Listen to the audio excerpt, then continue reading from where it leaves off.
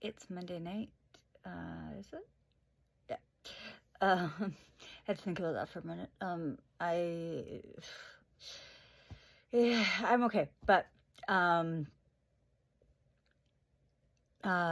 night I couldn't get my anxiety to calm down at all, and so I slept for like 2 hours, I think, at the very most, and I had to knock myself out. I had to take extra, which the doctor is okay with, but I'm not okay with. I don't want to keep taking more and more meds.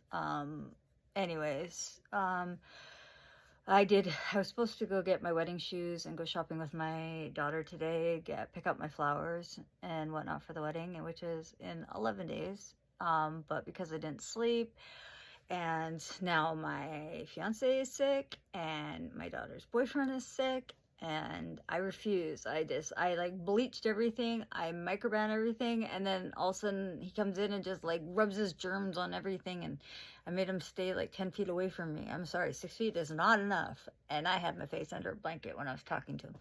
I refuse, because what will happen is he will get better by the end of the week, and I will get sick on the weekend, and I will be sick all week before my wedding. So I refuse. I had the flu the first time around. I'm not getting sick this time. I refuse. So with whatever is in my power, I had to go to the chiropractor this morning. I went and I did that, and unfortunately my back is actually worse than it was on Thursday or Friday, whenever I was there. Thursday, I think. Which Thursday was actually a pretty scary appointment. So yeah, he said that my back had fallen out of place even worse than it was when I first saw him. So it was like my pelvis was a half inch out, if I could say that. And before it was only about a quarter. So yeah, it shifted a lot. And I said, but I'm not in as much pain as I was. And he said, that's because everything has gone back to where your muscles have like held onto it to keep it in that wrong spot. So anyways, he pulled everything apart again, and cracked and moved and traction. And the second he did traction, my rib that was irritated last week from him, like crunching my back or whatever you call it, oh, did it ever hurt? So he ended up having to use a little tool. He didn't crack my back, but he used a little tool to tap my muscles to try and get them to calm down around my rib cage. And that was just from him pulling the traction. So I guess my body is just like shortened ligaments and stuff, because I'm so crunched up, and I've been so home based for so long that things are actually like shortening, and so I know I'm on the road to recovery. It's a long road, and I'm just at the start of it. So it's to be expected that this is gonna, I'm gonna run into issues like this. I don't have the muscle. I have to go to physio too, because I don't have the muscle floor, or the muscle period, to hold my everything in the way it's supposed to be in. So between chiro and physio, I should be able to get those things done, and then I have a doctor's appointment about my to get a CT, just to see what's going on down in my back again.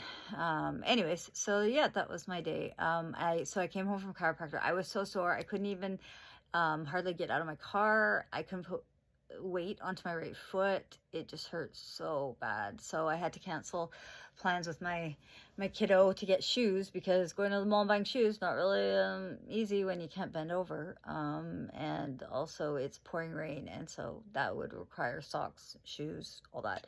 So even more steps to trying on shoes. So we've decided, or I asked if she would mind going tomorrow. I know it's frustrating for her. It's frustrating for a lot of people in my life that I can be like this, but in fact, it wasn't anxiety, it was pain today that was taking me out of the game.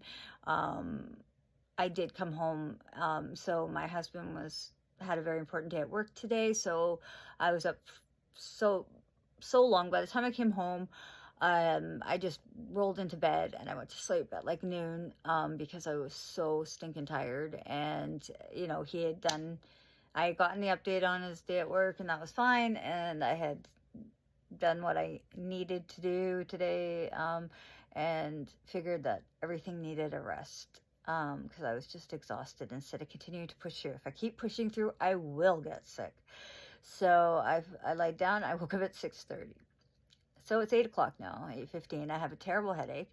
I haven't had supper yet, which that's neither here nor there. That's normal, but I'm just trying to decide what my stomach will tolerate, if I can order something or if I'm gonna just have something here.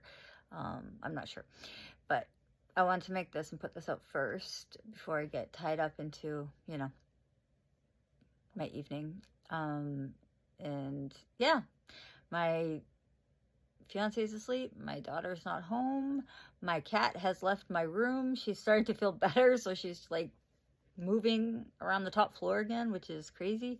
And I'm happy, like it makes me really happy that I've got her pain under control.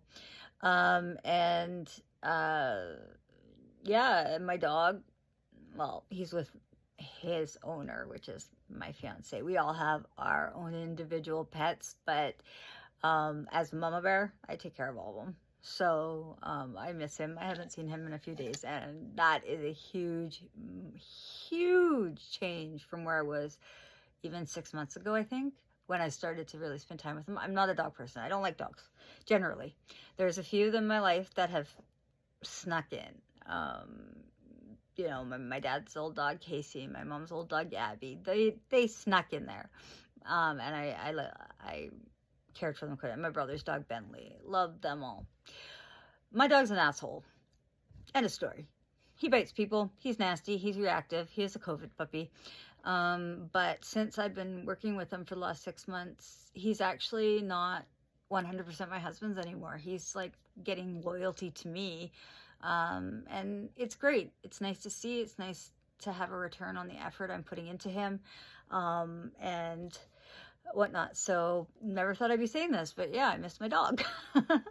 So I hope everybody gets better, and tomorrow I can update you and show you maybe my new shoes or my flowers or something along those lines to show that I actually did something. But that all depends on my night and how much sleep I get and in the morning. So yeah, anyways, good night.